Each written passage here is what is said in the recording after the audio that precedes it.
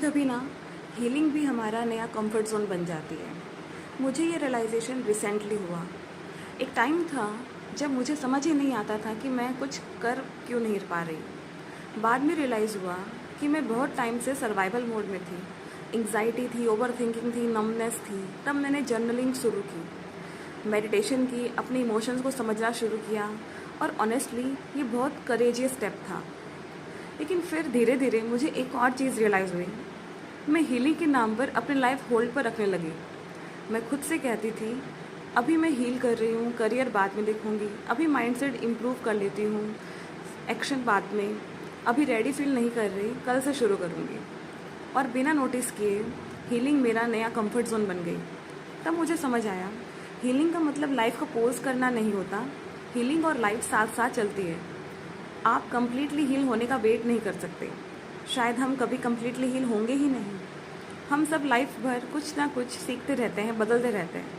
और एक और रियलाइजेशन हुआ, कभी कभी एक्शन ही हीलिंग का हिस्सा बन जाता है। अगर आप अपने करियर पर काम करते हो, अपने स्किल्स इंप्रूव करते हो, अपनी हेल्थ का ध्यान रखते हो, अपने ड्रीम्स के लिए एफर्ट देते हो, तो वही प्रोसेस आपको धीरे धीरे हील भी करता है।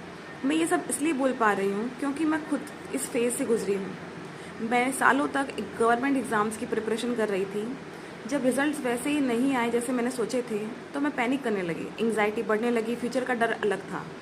इसी बीच मैंने ये यूट्यूब चैनल शुरू किया। सच बताऊं, मैं आज भी कम्प्लीटली कॉन्फिडेंट नहीं हूँ। वीडियो अपलोड करने से पहले आज भी डर लगता है। आज भी कभी कभी लगता है कि शायद इससे कुछ नहीं होगा। लेकिन इस बार मैंने एक प्रॉमिस किया है, रिजल्ट से नहीं, खुद से। 60 डेज तक जितना हो सके मैं कंसिस्टेंटली अपलोड करूँगी। मुझे नहीं पता 2 महीने बाद मेरे 10,000 फॉलोअर्स होंगे या नहीं। अभी तो सिर्फ एक ही है and I am really grateful to him और हर। हो सकता है 10 हो सकता है 100 हो जाए 2 महीने बाद, या शायद हो सकता है 10,000 भी हो जाए, मुझे नहीं पता। और ऑनेस्टली वो मेरे कंट्रोल में है भी नहीं, लेकिन कंसिस्टेंसी वो मेरे कंट्रोल में है। इसलिए मैं उसी पर फोकस कर रही हूँ। पहली बार मैं रिजल्ट के पीछे नहीं, प्रोसेस के पीछे भाग रही हूँ। अगर 2 महीने बाद भी कुछ ना हुआ, तब भी मेरे पास एक जीत होगी। मैं ये नहीं कहूँगी कि काश मैं कंसिस्टेंट रहती, क्योंकि इस बार मैं रहने वाली हूँ। अगर आप भी मेरी तरह किसी फेज से गुजर रहे हो, प्लीज़ हीलिंग को एक्सक्यूज़ मत बनने देना। अपने इमोशंस पर काम करो, जर्नल लिखो, मेडिटेशन करो, थेरेपी लो अगर ज़रूरत हो तो, लेकिन अपनी लाइफ को होल्ड पर मत रखो।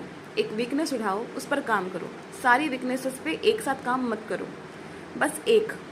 मेरी वीकनेस कंसिस्टेंसी थी, शायद आपकी कुछ और हो। उस पर काम करो, 1 स्टेप एट अ टाइम। और याद रखो, भगवत गीता भी हमें यही सिखाती है, focus on what is in your control.